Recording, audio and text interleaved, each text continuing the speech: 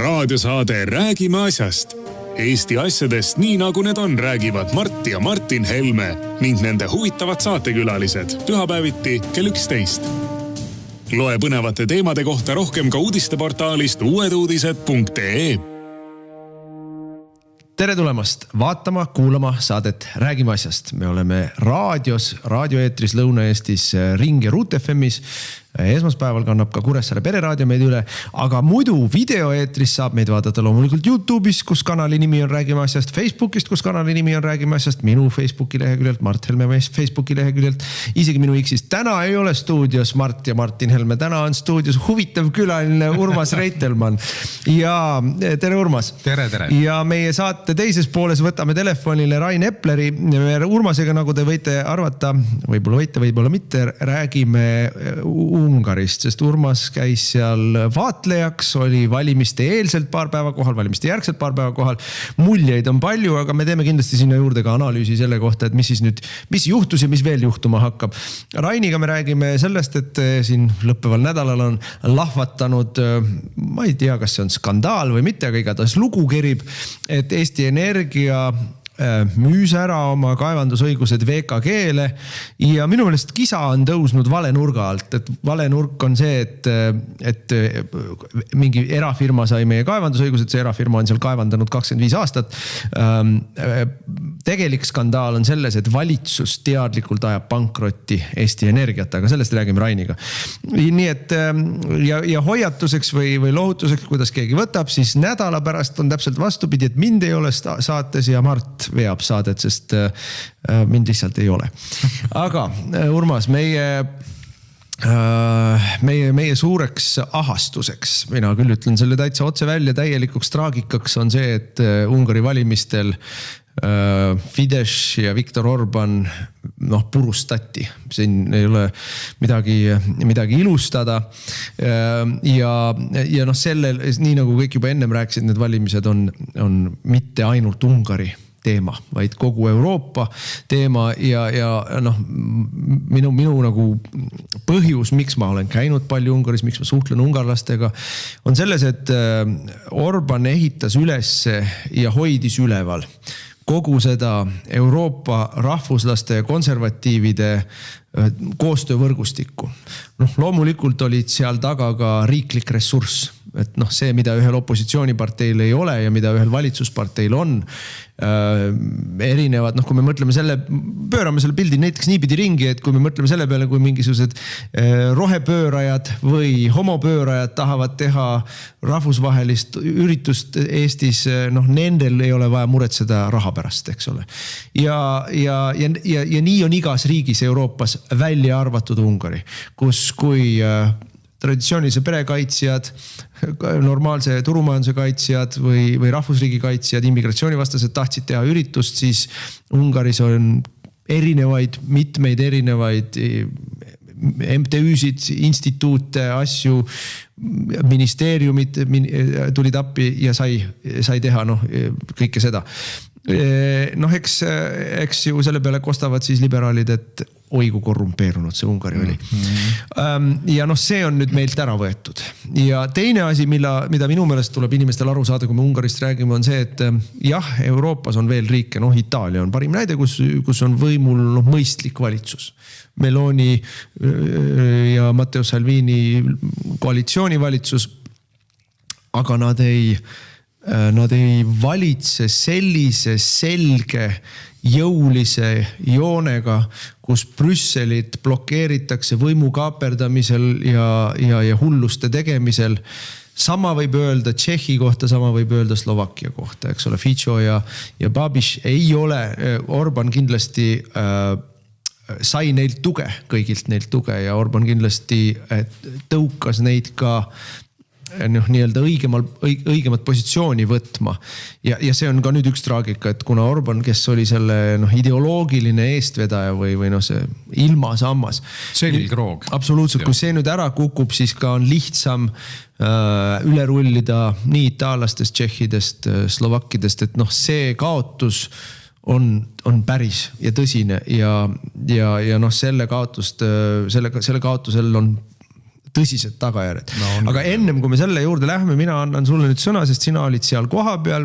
Budapest on üks neid harvasid alles jäänud Euroopa pealinnasid, mis meenutab seda sama rahvast ja seda sama riiki, mille pealinn ta on, et kus ungarlased puha. on ja ikka tänavapilt on üsna klaar ja silma paitab. Kuigi seal on ka mingid omad voltid ja boltid kihutavad ringi ja hotelliteenijaskonnas on ka värvilisi inimesi. Ei saa öelda, et Ungari oleks nüüd täielikult oma piirid kuidagi paranoiliselt kinni pannud ja öelnud, et mitte keegi siia ei tule.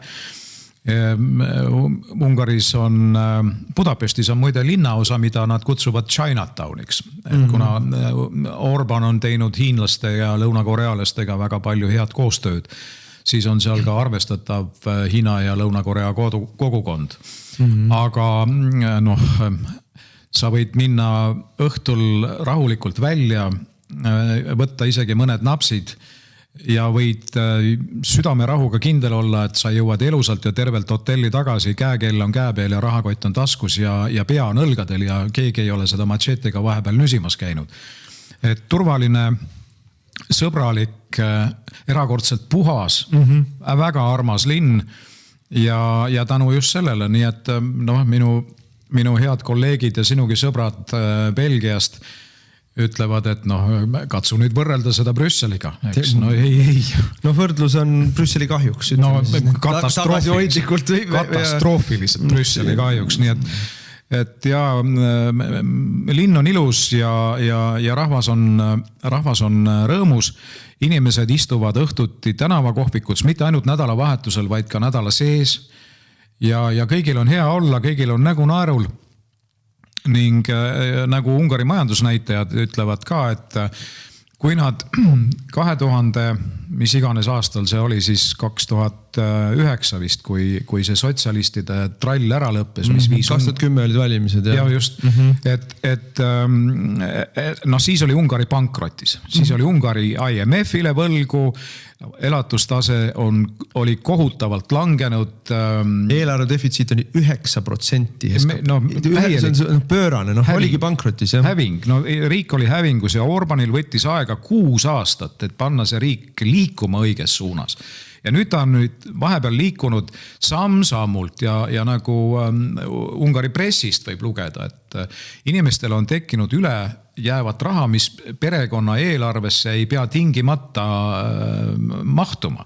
Nad on saanud jälle võimaluse käia kontserditel, käia kohvikus, spaad on välja müüdud, inimestel on seda kulutamise raha jäänud. Selle asja nimi on ostujõu kasv. Ja absoluutselt, jõukuse ja ostujõu kasv ja see kõik kajastub tänavapildis, see kajastub autopargis, see kajastub inimeste ostuharjumustes. Aga nüüd sa räägid meile sellist lugu, millest kui sa Eesti lehti loed, eriti Delfit,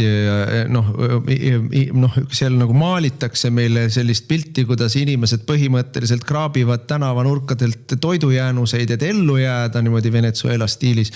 Ja kuidas kogu rahvas on põhimõtteliselt kohe haaramas relvi, et kukutada diktaator Orbanit ja õhustik on selline. Ma pean tunnistama, ma olin 3 nädalat varem, ennem valimisi käisin seal ja ma ei saanud nagu Budapesti linnapildis mingist õhustikust mitte midagi aru. Ma pean isegi ütlema lausa, et mulle jäi mulje ja ma käisin ju ka kampaania üritustel seal ja mulle jäi mulje, et maru leige kampaania oli võrreldes siin nii mõnegiga, kus ma ise olen ennem sees olnud, kus ikka muidugi see mulje oli petlik natukene, sest ma ei olnud üritus nii sees ja 3 nädalat oli veel minna, aga põhimõtteliselt, kui nüüd keegi üritab Eestis luua sellist muljet, et seal oli selline plahvatamas, ühiskond oli lõhki plahvatamas, siis mina seda ei näinud ja ei tundnud ja see on muidugi subjektiivne, aga sina olid seal valimispäeval. Ma olin seal valimispäeval ja ma olin ka 2 päeva enne valimisi seal, mis oli siis TISA korraldatud selline suur kampaania üritus, oli 340 Ungari suurima rokistaari ja estraaditähe ühine kontsert, mis oli korraldatud siis seal kuulsal Kangelaste väljakul ja sinna kogunes noorsugu. See oli tasuta kontsert, loomulikult inimesed kogunevad sinna.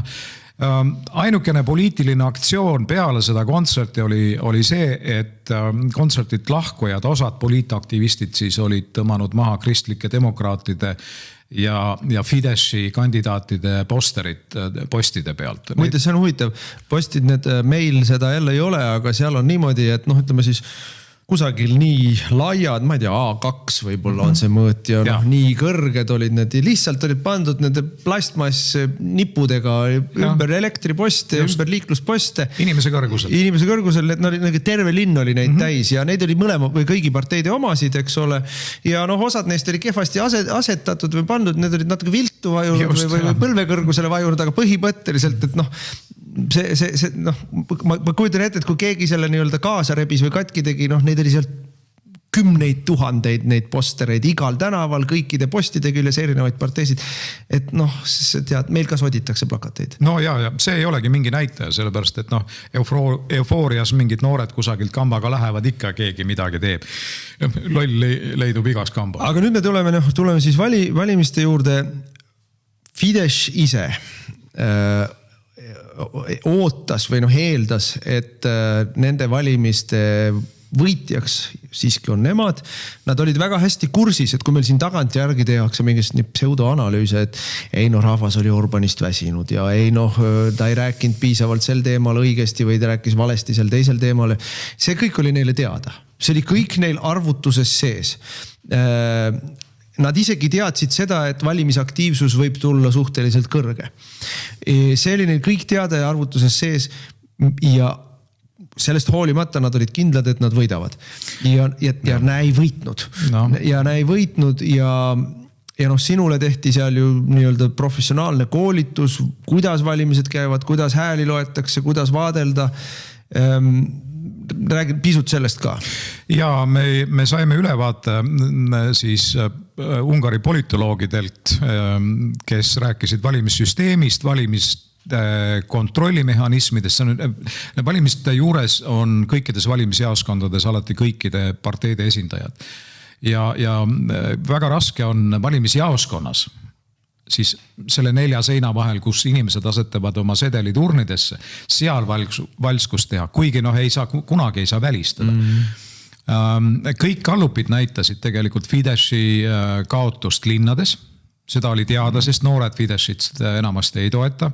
Küll aga suurt ülekaalu maapiirkondadest, mul on silme ees üks kallupikaart, mis oli siis Ungari kaardikujuline. Linnad olid seal kõik siniseks värvitud, aga kogu Ungari territoorium valdavalt oli oranži värvi. Ja räägiti väga pinevast seisust, kes keda, aga sellist 2/3 võrra saadud ülekaalu Tissa kasuks ei ennustanud mitte keegi ja vaat see on nüüd katastroof. Isegi kui Tissa oleks võitnud, siis 2/3 on nüüd selline ülekaal, mis tagab konstitutsiooni muutmise. Valimissüsteemi muutmise ja see tagab ka järgmise presidendi nimetamise. Selleks on ka vaja parlamendis 2/3 hääli. Ja see on ohtlik, see on tõsiselt ohtlik, aga mis puudutab nüüd valimiseelset õhtut, siis nagu sa ütled, mitte midagi. Ma jalutasin õhtul Budapesti kesklinnas, mitte mingisugust märki valimistest, mitte mingit ärevust õhus, et mis homme saama hakkab, mitte kõige vähematki. Ja muide ka valimispäeval sõitsin ma Fideszi või valimisööl tegelikult. Fideszi siis valimispeolt sõitsin ma hotelli läbi Budapesti kesklinnas, sõitid aega umbes 12-15 minutit. Täiesti tavaline liiklus. Ainukene, mida ma kuulsin nii-öelda siis võitja poole pealt, olid mõned autosignaalid. rohkem mitte midagi ja alles järgmisel hommikul ma nägin, et võitjad olid kogunenud siis Buda poolele, teisele poole parlamendi hooneteks ja seal see oli esmaspäev? See oli pühapäeva öösel aga seda, et oleks kusagil Budapesti tänavatel olnud mingi tohutu eufooria. Budapesti tänavad olid täpselt sellised, nagu nad olid reede õhtul, välja arvatud mõned autosignaalid kusagil ristmikul. No mis puudub sellest 2/3, siis millest võib-olla siin Eestis ei saada aru, ütleme umbes ma postituse all nägin mingeid inimesi targutamas, et millest ma räägin, kui 2/3 enamus parlamendis tekib, siis seda ei ole võimalik ära võltsida. Ma ei ütle otsesõnu, et ma näen või tean, kuidas võltsiti. Ma lihtsalt ütlen, et 80% valimisaktiivsus on täiesti ebanormaalne. Nii Euroopas laiemalt kui Ungaris konkreetselt. Ma võtsin välja viimase 6 korra valimised 2010. aastast või veel varasemast aastast. Valimisaktiivsus on olnud vahemikus 61–69. Ja nüüd on 80, see tähendab siis peaaegu 20% kõrgem, kui on varasemalt olnud või 15% kõrgem, kui on varasemalt olnud. Või vabandust, 79. Et see ei ole asi, mille peale öelda, et on nii nagu on. See on asi, mille peale tuleb küsida, kust need hääled tulid. Ja nüüd me jõuame selle 2/3. Ungarlased ise ütlesid, või ütleme siis Fidesz inimesed ise ütlesid, et nendel on valimissüsteem on selline, et suurem osa parlamendist valitakse majoritaarse süsteemiga valimisringkondadest. Ehk siis kes oma valimisringkonnas saab kõige rohkem hääli, see läheb parlamenti. Ja ütleme, sa saad, valimisringkond on seal umbes 50 000 kusagil, eks ole, üks saab seal 22 000 häält, teine saab 18 000 häält või 20 000 häält, protsendi mõttes väga lähedal üksteisele, aga see, kes sai 22 000 häält, see saab parlamendi liikmeks. Ja ungarlased ise ütlesid, et see on neil kontrolli all, seal nad võidavad, praktiliselt igal pool massiliselt võidavad. Napilt, aga võidavad.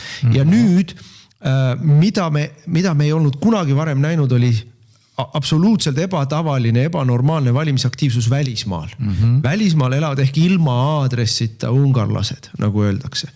Neid on palju, see on suur kogus ja siis ma vaatan ja nende hääled lähevad mingisuguse arvutuse alusel siis nendesse majoritaarsetesse süsteemidesse. Ja seal majoritaarsesse süsteemisse igasse sellesse üksikusse valimisringkonda siis need välismaalt tulnud hääled loetakse juurde. Ja kuidas seal välismaal need hääli anti, seda teie ju vaadelda ei näinud ja ei saanud? Ei, seda me ei saanud ja need hääled laekuvad niimoodi, et nad, kui täna on pühapäev, siis nad olid kohal siis laupäevaks ja laupäeval siis saab teada nagu need lõplikud valimistulemused. Nii, ja nüüd ma vaatasin õige paljudes valimisringkondades, õige napilt Tisha kandidaat võitis. Ja veel vaatasin, et Fideszi valija tuli täielikult välja.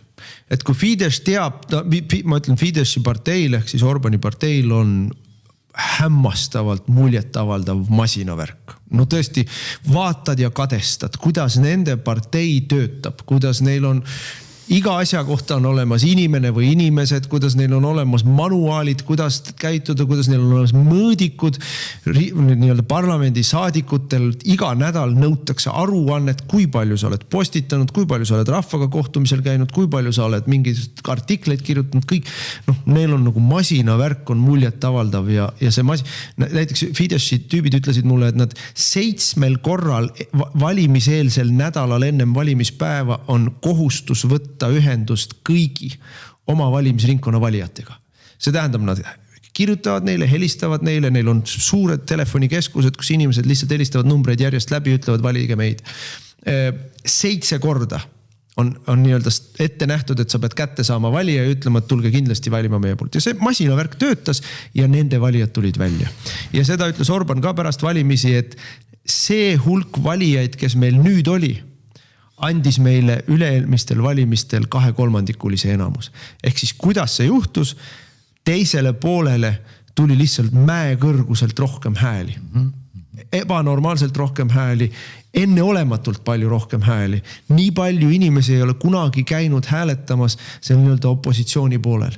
Põhimõtteliselt 2 korda rohkem hääli tuli teisele poolele, aga need hääled tulid niimoodi jaotunult, et siis nendes üksikringkondades, kust Fidesz arvas, et ta võidab, napilt, aga kindlalt, ei võitnud. 100 häält rohkem, 200 häält rohkem vastane sai. Ja sellest see 2/3. Ja siis on ülejäänud seal natukene alla 100 saadiku valitakse siis nii-öelda partei proportsiooni nimekirjaga. Partei eraldi nimekirjaga. Just, mis siis ka siis töötas selle Tisha ehk opositsiooni kasu. Ehk siis mult on küsitud, näita ära, millel põhineb su väide, et seal toimus valimispettus. Mul ei ole näidata ära.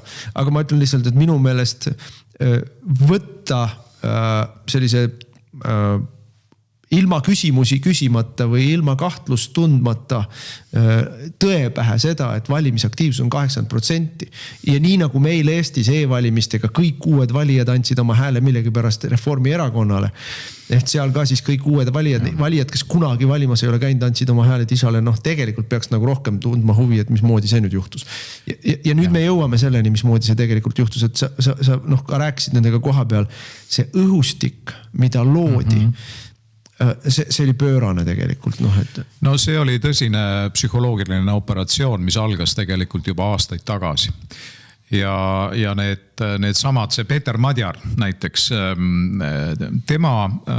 ta on Europarlamendi liige, sisuliselt ta ei osale Europarlamendi töös, ehk siis ta ei osalenud mitte ühelgi kriitilisel hääletusel, mis Ungari laia massi, laia publikut võiks ärritada. Tema osalusprotsent Europarlamendi töös oli 1,85, kui Europarlamendi keskmine saadik osaleb kuskil seal 80+% hääletustes ja täielik luuser. Ja see on teadlik, seal teised Tissa tüübid samamoodi kuuluvad siis top 10-sse, seal Tissa inimestest on 4. Kuhu kuulub Tissa Europarlamendis? Kellega kokku? EPP. Meie Isamaa. Von der Leyen. Riho Terras, EPP, meie Isamaa. Selles mõttes ja tõesti kujutage ette, et meil Eestis oleks Riigikogu saadikud, kes alla 2% siis on kohal.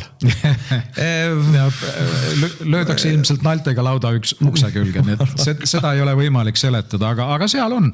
Ja seda nüüd siis kogu see Europarlamendi PSYOPS, ja Eurokomisjoni PSYOPS pluss luuraorganisatsioonid muidugi, on valmistanud ette, et ärge nüüd sõbrad üldse muretsege, et kõik jätkub.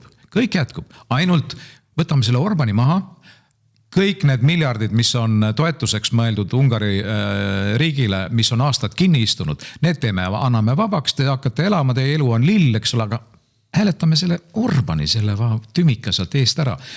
Ja loodi selline õhkkond, pluss siis ma ei räägi nüüd üldse sellest, mis rahad olid Tissal. Ja Fideszil oli riiklikku ressurssi, sinna ei ole mõtet vastu vaielda.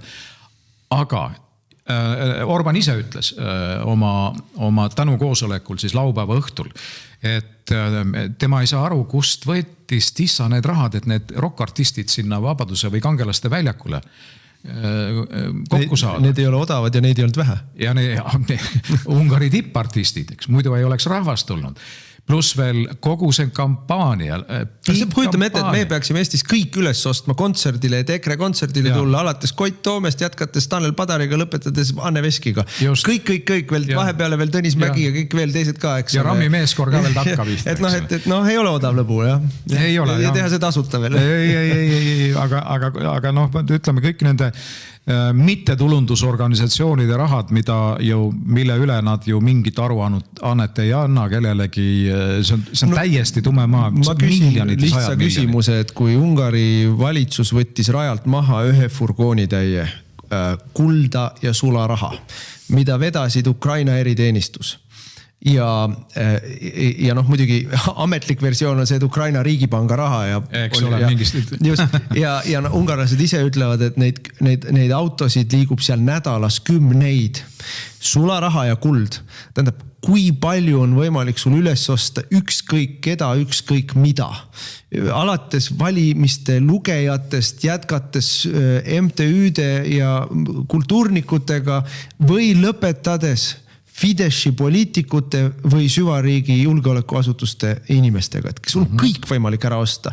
Selles mõttes, et kui sul liigub ühes vännis, ühes kaubikus 90 miljonit sularaha, eurod, dollarid, kullakangid ja see on üks kaubik, mis kinni püüti ja neid on tegelikult 10 vurab riigis ringi.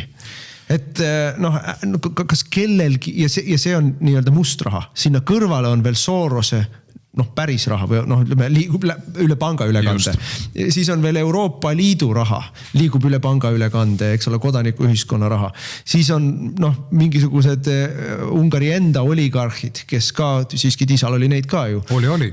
Et see raha, mida seal tehti, see oli pöörane, aga põhimõtteliselt, mida mina olen ungarlastelt kuulnud, on see, et see oli ikkagi puhas välissekkumine ja selle välissekkumise see nii-öelda räpane töö oli jäetud ukrainlastele, Ukraina eriteenistustele. No täiesti loogiline, ma ei oska seda kinnitada, ei saagi kinnitada, pole juures olnud, aga see kõlab loogiliselt, absoluutselt. No mis nüüd minu nagu kokkuvõtte, ma tegin pärast valimisi kokkuvõtte, sain hirmsasti piki päidi jalgu, et jälle eitan valimiste ausust, eitan küll valimiste ausust, nii nagu ma eitasin 2020. aastal kohe pärast Ameerika valimisi, ütlesin, et need ei olnud ausad valimised, tänaseks päevaks ei ole kellelgi mulle võimalik tulla vastu vaidlema, sest et see on juriidiliselt kohtuasjadega kuhjaga kinnitust leidnud, et Ameerika 2020. aasta valimised olid puhas mäekõrgune miljonite häältega võltsing. Aga lisaks sellele on tänaseks päevaks juriidiliselt kinnitust leidnud, et see oli ka luure- ja psühhooperatsioon Trumpi vastu. Nagu kogu see tema nii-öelda Vene seoste uurimine ja kõik need tema Ukraina impeachment, mis talle tehti siis nii-öelda Ukraina mitte aitamiseks, puhas luureoperatsioon. Seda tegid Ameerika enda luurajad oma enda võimu, selle siis nii-öelda ametliku võimu vastu. Aga see psühhooperatsioon töötas.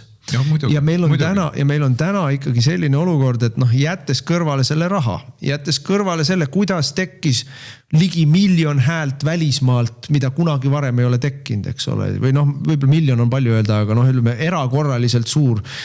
Kokku oli neid välismaa hääli, välismaal elavaid ungarlasi vist 1 miljon ja isegi paar vist. Ja ehk siis täiesti nagu igasugusest sellisest tavast või normaalsusest väljas olevad häälte numbrid, et võtta seda lihtsalt nii, et vaata, aga näe jah, vaata tublid poisid tulid ükskord ometi hääletama, et seda ei, siis sa oled kas loll või mängid lolli. Ja mul ei ole mingit põhjust arvata, et Fideszi inimesed oleksid rumalad ja ükski nende prognoos ei näidanud seda, et see ikka kaldub sinna anomaaliasse, see ei ole tõene. Aga isegi kui me jätame korra selle kõik kõrvale, siis mõtleme nüüd korra selle peale, mida tegi Euroopa Liit Brüssel.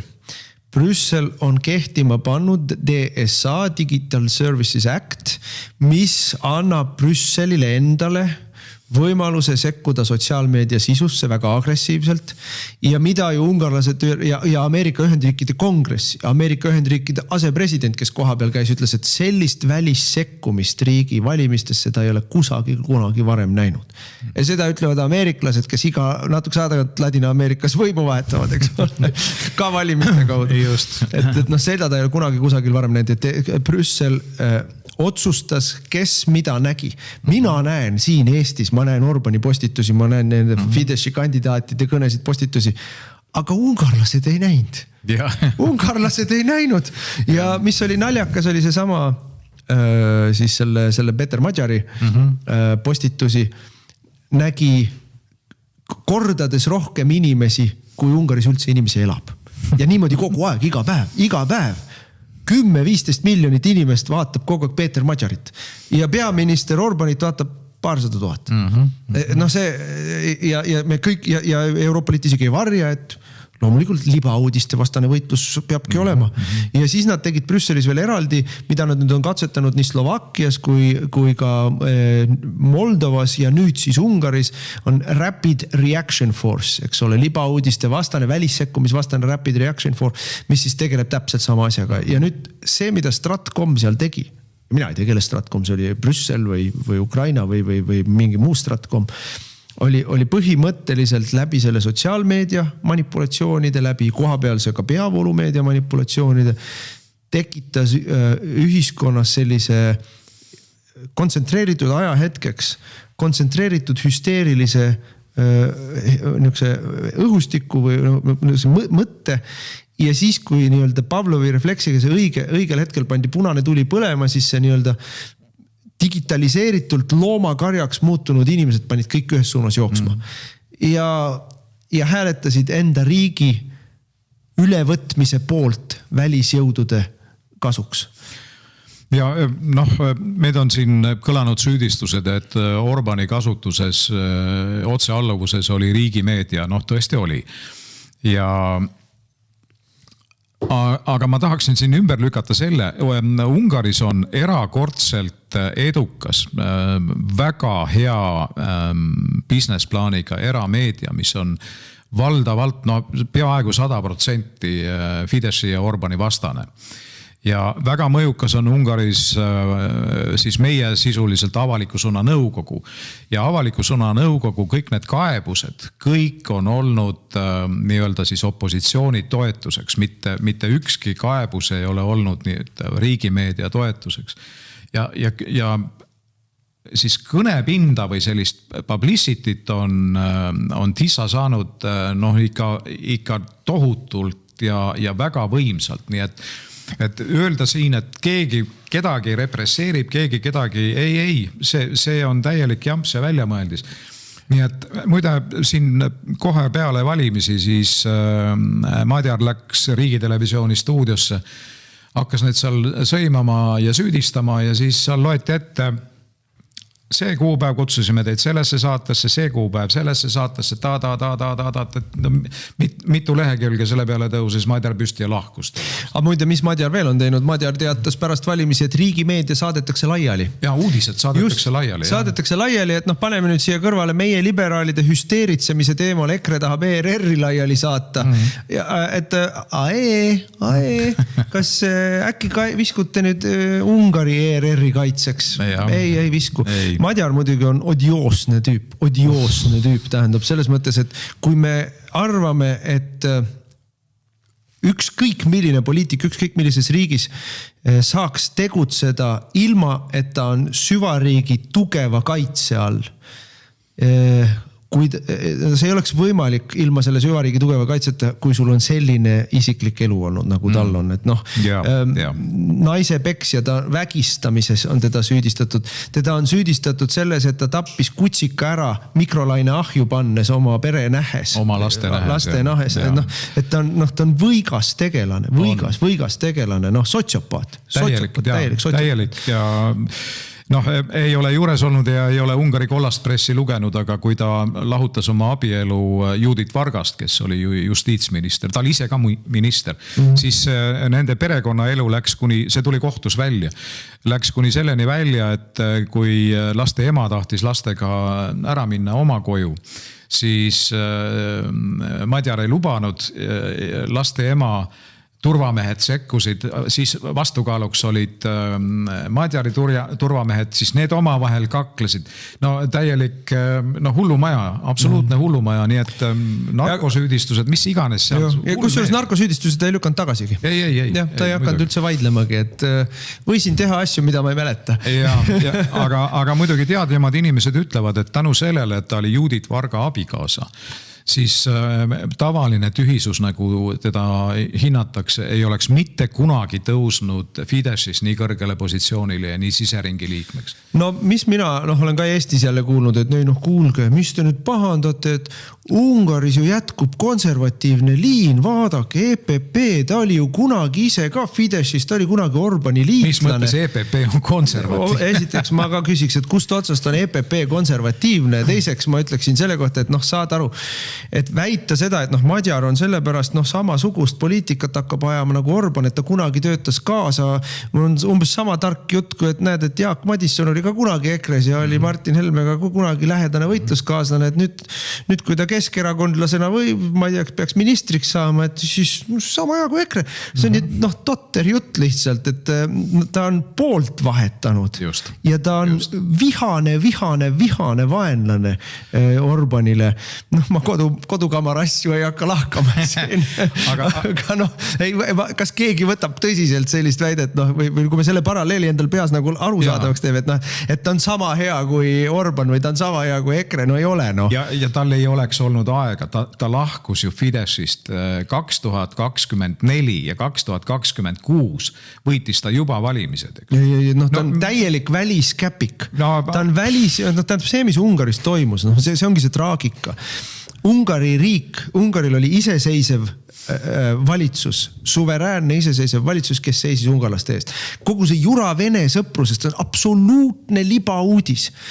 Ja mõtleme sellele libauudisele veel selles kontekstis, et nii nagu Isamaa tümitas meid ennem kohalikke valimisi, et vaadake, EKRE läheb pärast valimisi Tallinnas Keskerakonnaga koalitsiooni ja lõpetab ära eestikeelsele haridusele ülemineku.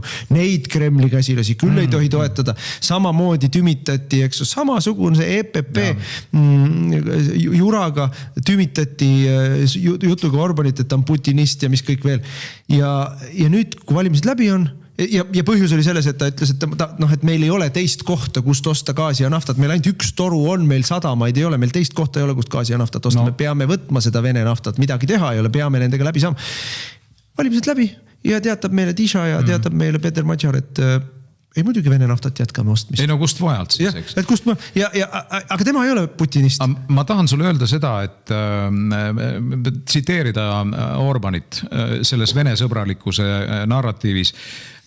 Tema sõnad on ja tema mõte on see, et Ukraina-Vene sõda on slaavlaste omavaheline kodusõda, kuhu ungarlastel ei ole vaja oma nina pista, ta ütleb selle kohta, et loomulikult on see tragöödia, aga las nad madistavad oma ette ja meie rahvus peab jääma sellest kõrval.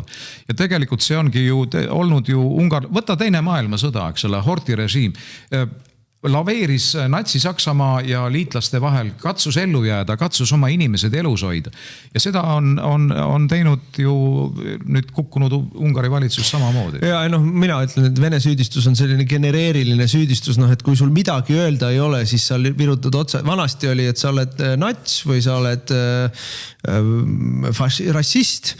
See ei huvita enam mitte kedagi, see ei ole enam tänapäeval see latakas, millega lajatada, aga nüüd sa oled siis putinist ja see, et päev pärast valimisi see sama inimene, kes süüdistas teist Vene meelsuses, teeb täpselt, lubab hakata tegema täpselt sama asja, enam ei ole. Just. Enam seda süüdistust ei ole, sest et ta on oma vajalikkuse praeguseks ammendanud. Töö on tehtud. Ursula von der Leyen helistas 17 minutit peale seda, kui Orban oli tunnistanud valimiskaotust, helistas Madjarile. Ehk siis valimistel oli nii silm peal ja Madjar põhimõtteliselt raporteeris, töö on tehtud, ülesanne on täidetud. Ja vaata, milline diktaator, valimistulemused tulevad sisse ja teatab, et ma tunnistan kaotust ja õnnitlen võitjat, et kõik need jutud, mis räägiti meile sellest, milline diktaator on Orban, milline tohutu autokraatia seal valitseb ja oligi vale lihtsalt, loll jutt. Puhas vale, läbinisti härrasmees ja läbinisti demokraat. Ja läbinisti Ungari patrioot. Ja me oleme kaotanud väga kõva tegija patriootide rivis ja me oleme kaotanud, ta ei ole poliitikast väljas, aga me oleme riigina kaotanud selle kõige kõvema tugipunkti rahvuslastele, kes Euroopa Liidu siis sealt tuleb diktatuur, sealt vajub meile peale totalitaarne valitsemine, et ta oli väga suur takistus või teetõkke sellel. Ta oli mugav ka muide Euroopa Liidule, sest kõik ju teadsid, et ärme siin hakka torkima. Küll Orban ära teeb, paneb veto, eks ole, et nüüd tuleb Euroopa seest leida see selgrooga riik ja partei. Ja. Nii et eks me kindlasti ühel hetkel veel analüüsime, kui asjad on natuke settinud, et mis siis seal juhtus. Aga sellel on väga halvad tagajärjed ja see puudutab meid ka, sest et Euroopa Liidu võimu haaramise tempo ka Eesti inimeste tavaelu üle järsult praegu hüppeliselt läheb hullemaks. Raadiosaade Räägime asjast. Me jätkame nüüd saadet, saate nimi on Räägime asjast, istume siin täna Urmas Reitelmanniga koos stuudios ja telefonile oleme võtnud Rain Epleri, meie Riigikogu saadiku Lõuna-Eestist, kes on ka ühtlasi erakonna energeetikatarkur. Ja sel nädalal on tekitanud laineid siis selline minu meelest natuke vale nurga alt kerima läinud lugu, kuidas Eesti Energia müüs maha oma kaevandusõigused VKG-le ja see inimesed on ärritunud, et miks meie maavarasid müüakse eraettevõttele. Eraettevõtte on seal VKG Viru Keemia Grupp on tegutsenud seal ma ei tea, aastakümneid ja puhtalt Eesti kapitalil olev ettevõtte, tööandja, maksumaksja ja hea täiendus meie energeetikasektoris siis sellele riiklikule monopolile, mida meil vanasti oli Eesti Energia. Nii et ma nagu tegelikult arvan, et see on nagu lahtisest uksest sisse murdmine, et miks erafirma sai kaevandusõigused, tal on praegu ka erinevaid riiklikke kaevandusõiguseid, ta tahtis laiendada ennast. Et minu meelest tuleb keskenduda küsimusega sellele, et mis toimub Eesti Energiaga ja mida teeb meie valitsus, aga võib-olla Rain, sul on selle kohta oma nii-öelda laiendav vaade asjale. Jaa, täpselt nõus sellega, et VKG Eesti kapitalil ettevõtte ja pikalt valdkonnas toimetanud ja kusjuures, kui me räägime põlevkivi õli tootmisest, siis tundub, et tõene on pigem see jutt, et ka nende tehnoloogia, mida nad kasutavad, on parem kui see, mida Eesti Energias, aga see selleks. Mis puudutab nüüd seda varu ja selle kaevandamise õiguse loovutamist, siis jällegi VKG-l oma Ojamaa kaevanduse varud olid ammendumas mitte piisavalt pikas perspektiivis, et ettevõte saaks pikemalt oma strateegilisi plaane teha ja meil oli sellepärast nii-öelda kindlust vaja. Tegelikult nad juba üsna suure kindlus olid saanud läbi selle, et oli üks kohtuasi, kus seda uus kiviõli kaevandust selle varude jagamist Eesti Energiaga siis kohtus arutati pikalt ja lõpuks tehti seal mingi jaotus, kus siis VKG-le jäi 1/3 ja Eesti Energiale jäi 2/3. Ja nüüd siis see otsus, millest sellel nädalal on palju juttu olnud, on see, et kogu see uus kiviõli kaevandamise õigus justkui anti VKG-le. Ehk siis see 2/3 läheb ka ära, eks ole, jah? Praegu uudiste põhjal on niimoodi aru saada, aga tõepoolest nüüd see pool kõik, mis puudutab Eesti Energiat ja tegelikult riigi tegevust ka poliitilisele valitsuse tasandil, et seal on palju küsimärke, kas või see, et asja on aetud salaja kusagil kabinetivaikuses. Esimene küsimus, mis tekib, kui me näiteks räägime kaevandamises on selline mõiste nagu aastamäär ja maapõueseadus ka reguleerib seda, et kui sa oma aastamäära ära ei kaevanda, siis sa võid seda tõepoolest ka loovutada, aga sellisel juhul on nõutav, et toimuks avalik enampakkumine. Ütleme sealt paralleeli tõmmates võiks ka küsida, et miks selle suure varu puhul see asi käis kuskil kabinetivaikuses.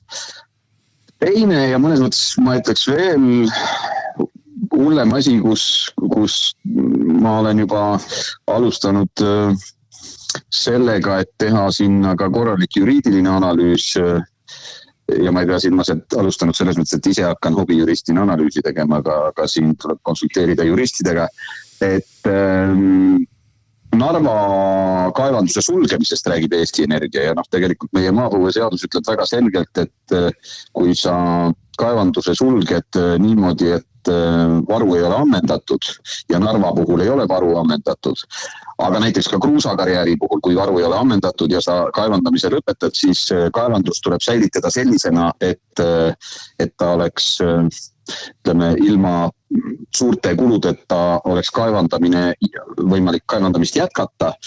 Nüüd Narva puhul, kui lasta kaevandus vett täis, mida nad plaanivad, eks ole? Mida nad plaanivad? Nad plaanivadki sulgeda ja siis ta täitub iseenesest siis veega. Nii et tegelikult, ütleme, kui Narvas ka kaevandamine peatatakse, siis seaduse nagu selline esmahinnang mul ütleb, et seaduse järgi peaks veepumpamist jätkama, et see varu säiliks sellisena, et saab kaevandamist jätkata. Meil toimus kolmapäeval ka korruptsioonivastase erikomisjoni istung, kus olid Eesti Energia ja ka ministeeriumi esindajad kohal. Seal räägiti väga vastuolulist juttu, palju asju jäeti rääkimata, aga näiteks Narva karjääri osas ühel hetkel koosolekul räägiti, et ta majanduslikult kõige otstarbekam on sealt kaevandada, aga hiljem ikkagi räägiti siis, et kui ma täpsustasin küsimust, et miks me sulgeme majanduslikult kõige otstarbekama, siis seletati, et ei ole otstarbekas, aga jällegi ei pea olema suur kaevandamisekspert. Narva on avamaa kaevandus ja see on alati palju lihtsam ja soodsam ja kõige odavam, kui minna maa alla. Ja kui nüüd meil Lauri Karp rääkis sellest, et kui Narvas on probleemiks see, et see kaevandatav maht on seal 2,3 miljonit tonni äkki oli, et kui seda tahta suurendada, tuleb teha tohutuid investeeringuid. Mulle tundus, et ka see oli selline mitte isegi demagoogia, vaid puhas vale, sest et kui sa avakaevandusest tahad rohkem kaevandada, siis piltlikult öeldes tuleb rohkem koppasid sinna saata.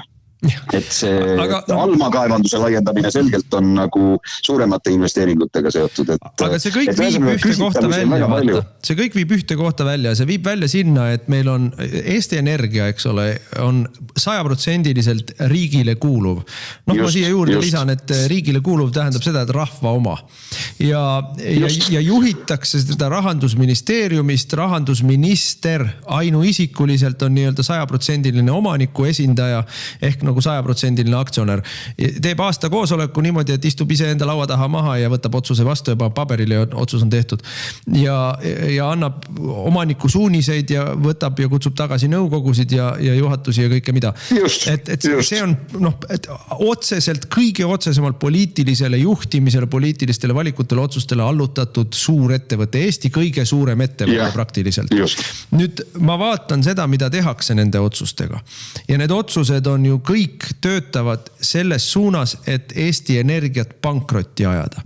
Ja nad töötavad paralleelselt selles suunas, et muuta keerulisemaks ja kallimaks, see on see sama mehhanism, et pankrotti ajada, põlevkivi elektri tootmist. Meil oli Riigikogu puldis, oli täna jälle, kolmapäeval oli jälle siis Michal, kellelt me küsisime nende asjade kohta ja Michal hakkab mulle seal seletama sükest, ütleme, banaalset või sükest labast turumajanduse loogikat, et kui sul on tootmispuudujääk, siis hind hakkabki kasvama ja ta küll rääkis meile nafta hinnast see, et miks meil kütuse hinnad on kõrged, valitsus ei saa midagi teha, aga tootmispuudujääki elektri osas tekitab meile valitsus läbi oma otsuste, nii nende kaevanduste sulgemiste, kaevanduste müümistega, Eesti Energia energiaplokkide mahakandmisega, remontimata jätmisega, kõige sellega.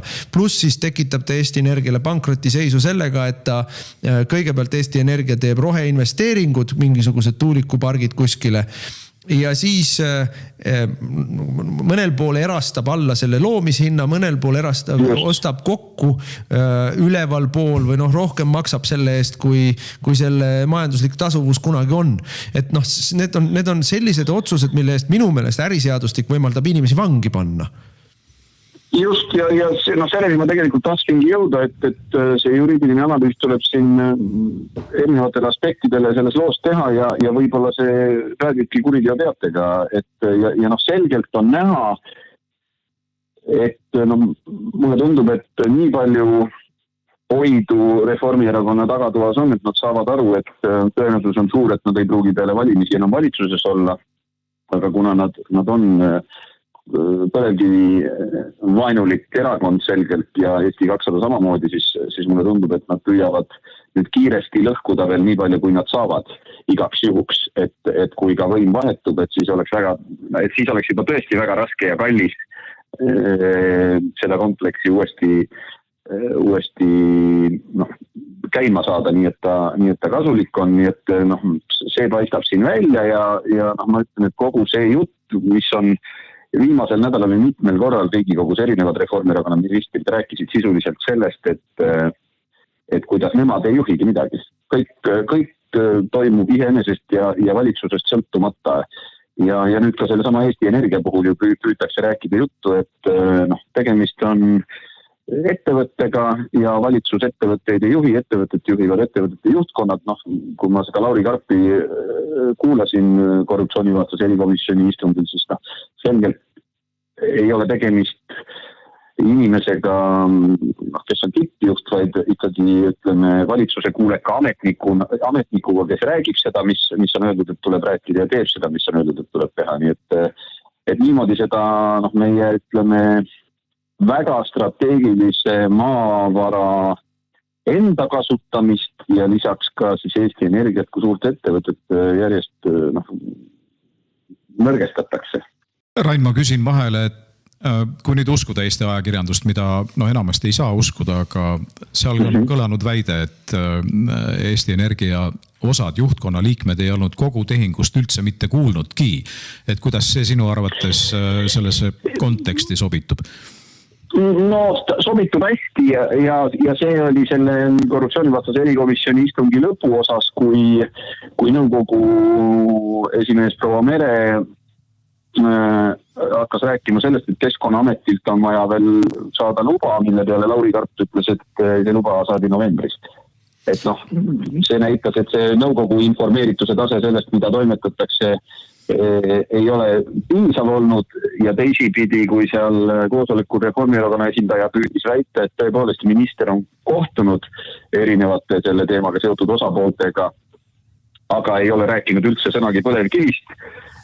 Siis võttes lahti selle kohtumiste registri ministri oma, siis seal on näha ilusti kuupäevade kaupa ja ka teemade kaupa ja teema on kohtumisel selgelt olnudki, et põlevkivi kasutamine ja varud või ma ei ütlesin täpselt tsitaati, nii et väga õige küsimus. Paistab välja nüüd, kui hakata inimeste käest küsima küsimusi, et on olnud mingi kitsaringi otsused midagi teha või tegemata jätta ja ka ülejäänud seltskond, kes istub seal samades instantsides või juhatuses või nõukogus, et sealt ka kõiki ei informeerita. Sisuliselt on avalikkusele ja tegelikult siis ka Riigikogule ju valetatud järelikult, et me ei teadnud midagi, me ei teinud midagi. Kõige lisaks... Jah, rääkimata on jäetud ja nüüd hiljem püütakse siis valedega seda kõike kuidagi näidata justkui kõik oleks õige ja hea.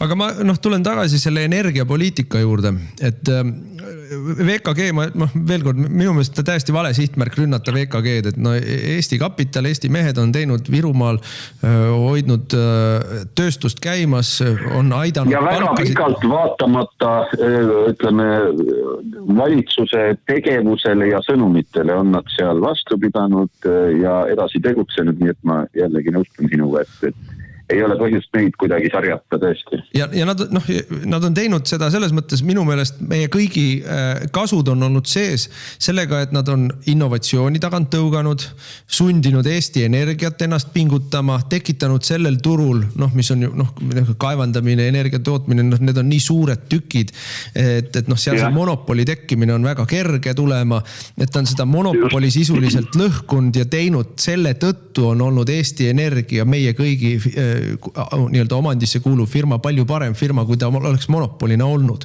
Ehk see on praktiliselt mõõtmatu kasu, mida me ei saa hinnata, et ainuüksi selle tõttu, et meil on kõrval olnud konkureeriv ettevõte, on Eesti Energia meid kõiki ülejäänusid paremini teeninud.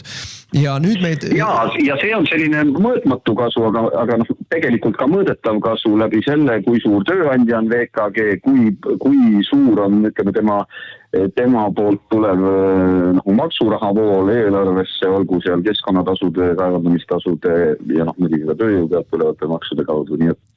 Aga ma toon ühe väikse vinjeti siia juurde veel.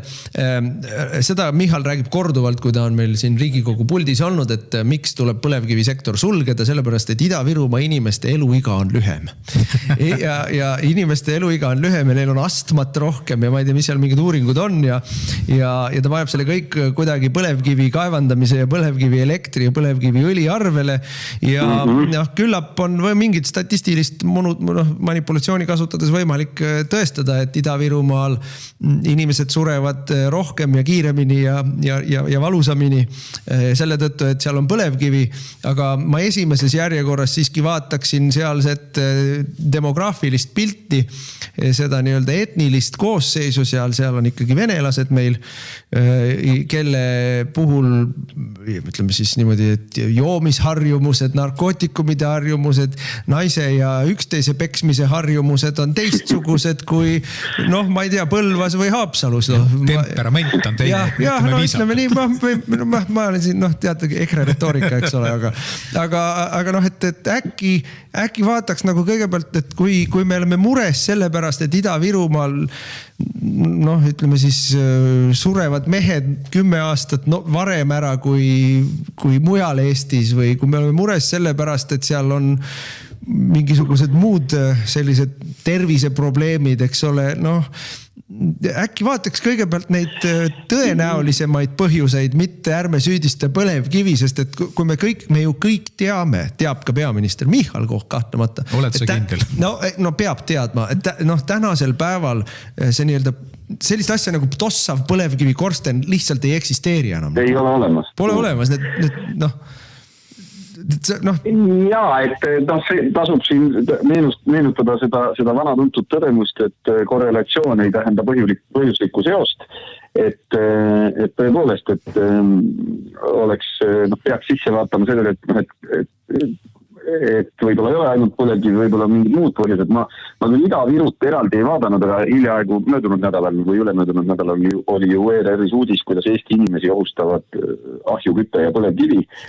Ja siis ma võtsin täitsa riikliku statistika, vaatasin oodatavat eluiga ja ka õhupuhtuse näitajaid ja need on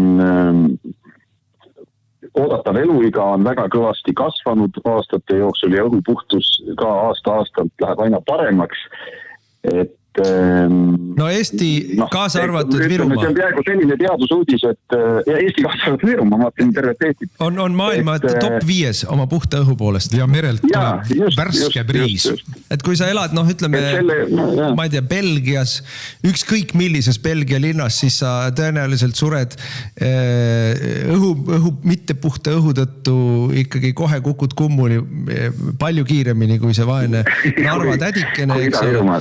Ja sama kehtib meil Madridi või Londoni või ma ei tea, Milano kohta, et ma ei või taluda lõputut lolli juttu, mida meil valitsus veeretab. Ma lihtsalt ei või taluda seda. Ja kui Ida-Virumaale tuleb läbi õhu mingi sodi, siis see tuleb Venemaalt. See ei ole meie toodetud. Ja Rain, palun. Ja, kusjuures see paralleel, praegu ei ole hea aeg ilmselt seda sorti teadusprojekte teha, kuigi näiteks Peipsi osas jätkuvalt venelastega tuleb koostööd teha ja tehaksegi ja ministeeriumi tasemel kohtutakse pidevalt, aga tegelikult kui hakata seal eluea näitajaid näiteks võrdlema, siis oleks hea võrdlusbaas ühel pool ja teisel pool piiri asuvad, ütleme, tööstuspiirkonna elanikud ja nende suremused ja võib-olla sealt leiaks rohkem infot ja tegelikult seda tüüpi uudiste, mis räägivad, et ahjuküte ja põlevkivi või kõik mis muu meid ju kogu aeg ohustab pidevalt. Me olemegi ohus ja sellepärast tuleb bürokraatlikke reegleid suurendada ja lisada juurde neid inimesi, kes kontrollivad ja kui sa reegleid ei täida, siis anda neile rohkem vahendeid sinu ohjamiseks. Et lõppude lõpuks niimoodi filosoofiliselt öeldes, eks elamine ongi üks asi ja lõpuni ei saa ju ohtusid likvideerida. Elu on raske ja siis sa sured. Aga Rain, saateaeg lihtsalt armutult lõikab meid ära. Me täname väga sind, et sa meiega siin saates liitusid ja ju me koogime seda teemat edasi, sest et see teema on see on meie kõigi raha. See on meie kõigi raha. Just. Aitäh. Aitäh. Ja saateaeg tõesti ongi armutult otsa saanud, täname kõiki vaatamast, vaadake meid ikka jälle järgmisel pühapäeval ja siis on stuudios Mart, kellel on omad huvitavad külalised. Te kuulasite raadiosaadet Räägime asjast. Saate eest tasus Eesti Konservatiivne Rahvaerakond. Järelkuulamine internetist uueduudised.ee